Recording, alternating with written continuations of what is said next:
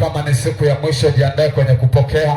Jiandae kwamba Mungu yuko hapa mahali hapa, anataka kubadilisha maisha yako. Kama ulikosa kufika Jumatatu, kama ulikosa kufika Jumanne, kama ulikosa kufika Jumatano, kama ulikosa kufika Alhamisi, kama ulikosa Ijumaa, kama ulikosa Jumamosi, leo Mungu anakusudi na wewe. Leo Mungu hataki kukuacha tena.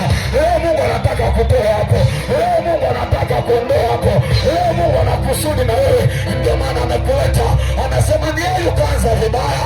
Hata ukianza vibaya hatuwezi kukuhesabu, lakini utakapomaliza vibaya hukumu yako lazima uipate. Utakapofika mwisho vibaya lazima ukahukumiwe. Lakini kama ulianza vibaya mwanzoni, una uwezo wa kutengeneza. Halafu mahali pa mwisho ulipotengeneza, Mungu akakuhesabia haki. Mungu akakuhesabia kwamba mwanangu, ulimaliza kwa uzuri. Mungu akasema mwanangu, ulipokuwa umeanza lakini ulianza vibaya, ukarekebisha. Baada ya kurekebisha, mwishoni umemaliza vizuri. Njoo katika ufalme wangu, maana umemaliza kwa utukufu, maana umemaliza kwa jina langu. Leo usikubali ukapitwa na neema hii. Leo usikubali ukanyamaza siku ya mwisho. Leo utukufu lazima uwe mkubwa, maana utukufu wa nyumba hii, ule wa mwisho utakuwa ni mkubwa zaidi kuliko ule wa mwanzo. Leo utukufu leo ni mkubwa hakika. Kama unanielewa sema amen. Haleluya. Naomba tuingie kwenye maandiko. Tuingie kwenye maandiko. Unaweza kunifungulia kitabu cha Isaya sura ya 53 ule mstari wa 4 na wa 5. Biblia imeandikwa, ndio, hakika ameyachukua masikitiko yetu. Hakika ameyachukua masikitiko yetu.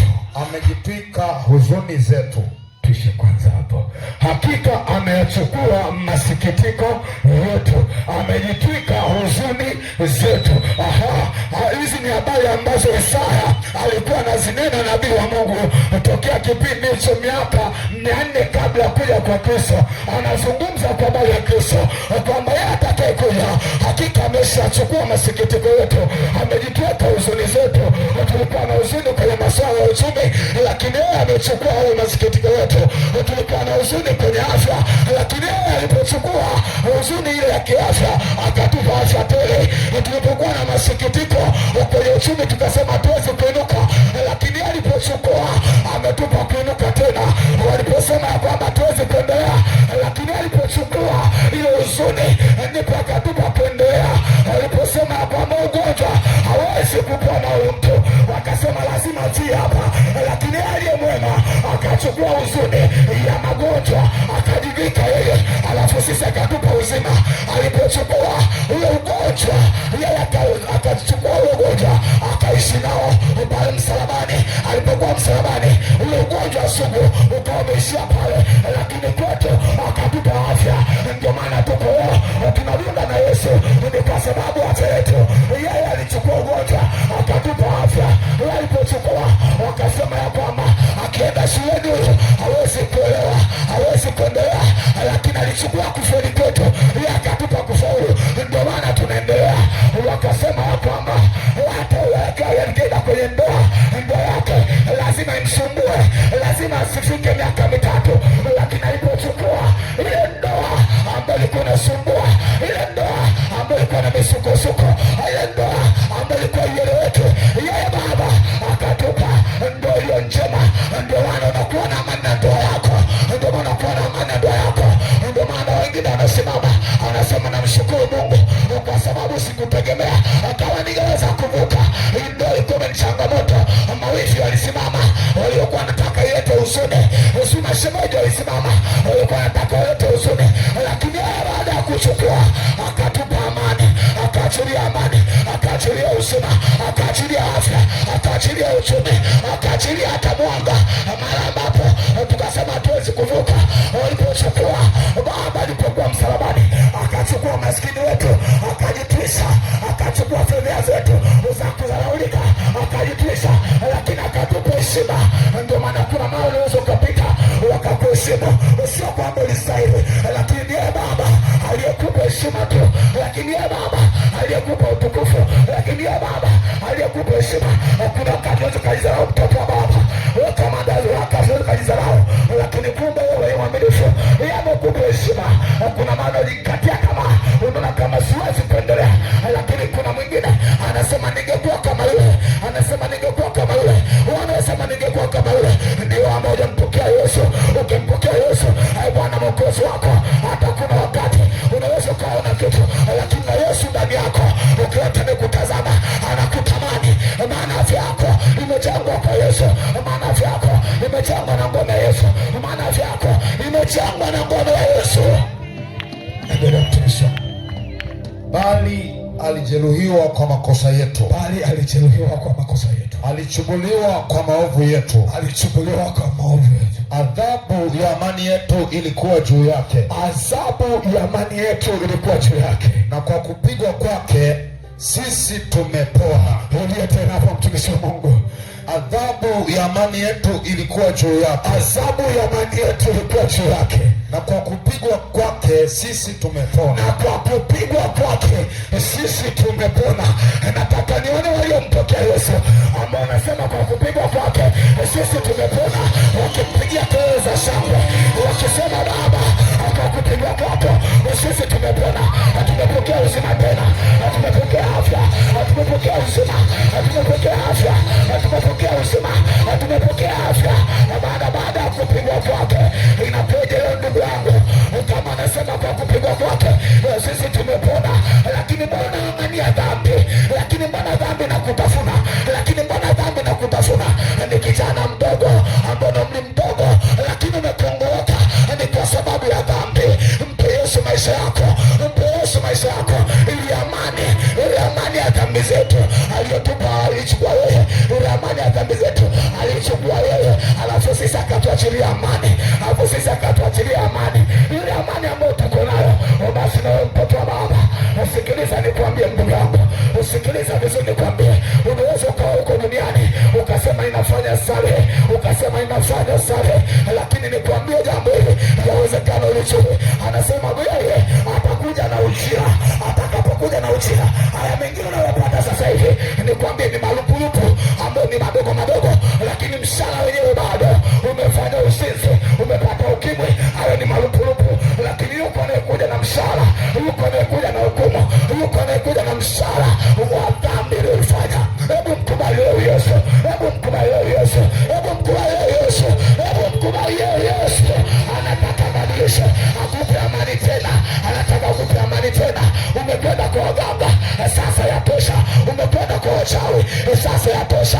Wewe mchawi unayeoga, umeoga sana, hakuna malupurupu unayopata, ama umekamatwa, ama umefanya nini, wale malupurupu, lakini huko mshahara anaokuja nao Bwana Yesu, lakini huko mshahara anaokuja nao Yesu, huko mshahara anaokuja nao. Kama unanielewa unaweza kusema amen. Kama unanielewa unaweza kusema amen.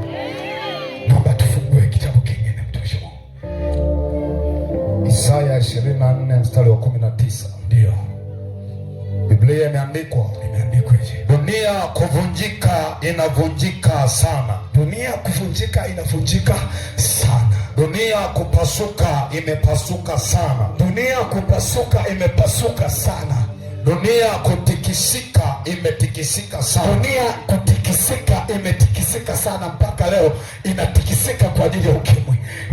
Kati tu hapo ilikuwa inatikisika kwa sababu ya corona, imetikisika kwa sababu ya Ebola, imeyumba kwa sababu ya kutafuta tiba, imeyumba umehangaika. Wanasema wazungu wana akili, lakini mpaka leo umesikia dawa ya ukimwi. Yeye aliye juu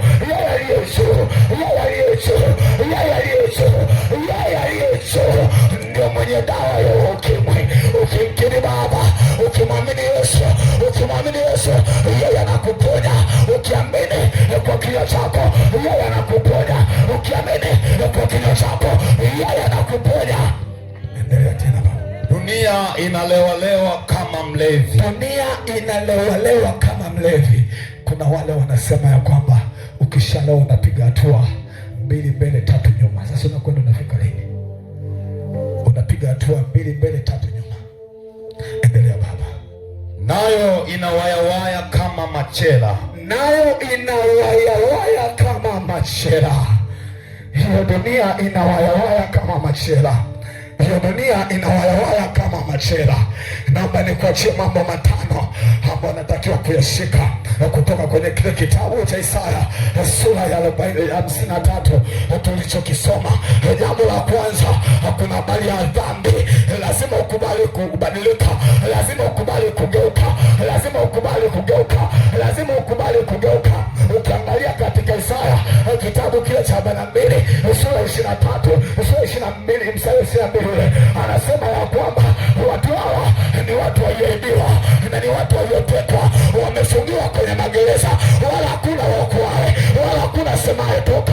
Lakini leo Baba ametutuma kwa wema, lakini leo Yesu ametutuma tuko mahali hapa, anataka kutoa hapo ulipoteseka, anataka kutoa hapo ulipokwama kwa muda mrefu, anataka kutoa hapo ulipokuwa umeng'ang'ana, umeshindwa kutoka peke yako, umepambana lakini imeshindikana, umeng'ang'ana lakini imeshindikana.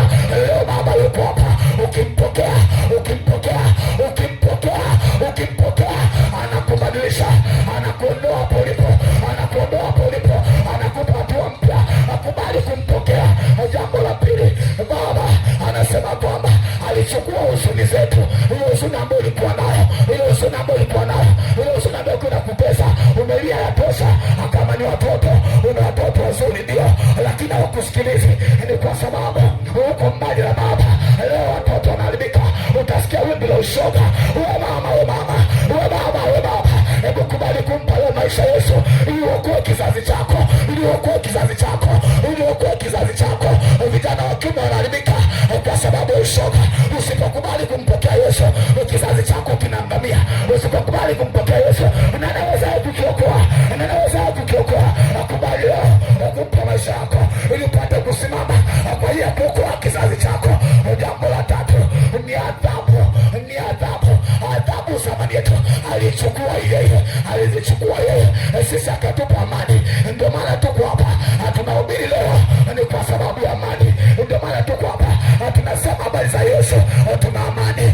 Ndio maana tuko hapa tunakuambia leo uokoke ili upate amani. Wakati mwingine umeweka mambo mengi moyoni kwa sababu umekosa amani, kwa sababu umekosa amani ndani yako, kwa sababu umekosa amani. Imekusababishia pressure, imekusababishia kansa, imekusababishia magonjwa ambayo hana sababu. Ni kwa sababu ndani yako hujamjaza Yesu, umejaza mambo. Aliyekusema leo umemweka moyoni, aliyekusema jana umemweka moyoni. Kubali kumpa Yesu aweke amani ndani yako. Amani itafuti kwa jirani, umeikatia tamaa, amani itafuti kwa jirani. Unaweza ukasema inakwenda kumwadisia rafiki yangu, rafiki yako ni mwanadamu, lakini Yesu ukimpa tatizo lako anakupa amani ndani yako. Ukimpa tatizo lako anakupa amani ndani yako. Ukimwambia mwanadamu, mwanadamu atakusema, mwanadamu atakusengeka, mwanadamu atakuweka pupe, lakini yuko yeye ambaye asirini anayafanya asirini, lakini yuko yeye ambaye yale ambayo umeongea naye asirini anayafanya asirini. Jambo la nne ni amani, ni amani, ni amani inayotengenezeka ndani ya moyo wako, ni amani inayotengenezeka kwenye familia yako, ni amani inayotengenezeka kwenye ndoa yako. Ndoa yako inadisukosuka, inadisukosuka, ni kwa sababu imekosa amani. Lakini ukimpa Yesu maisha yako, ukimpa Yesu ukamkubali, ukamkaribisha kwenye familia yako, amani inatengenezeka, amani inatengenezeka haraka. Jambo la mwisho, kuna uponyaji. Yeye ambaye ni Mungu wote ni mwili. Unasema na ugonjwa sasa imefikia hatua asiwezi kuendelea tena, lakini yuko yeye ambaye mwanamke aliyetokwa na damu miaka 12, lakini kwa siku moja akawapa uponyaji. Wapo ambao ilikuwa ni vilema, akawapa uponyaji. Wapo ambao ilikuwa wamepoza, lakini akawanyanyua. Wewe usiseme ni ugonjwa wangu, wewe usijikatie tamaa. Yeye yupo, anataka kutoa hapa. Kamanda, kamanda, kamanda. Haleluya, haleluya, haleluya.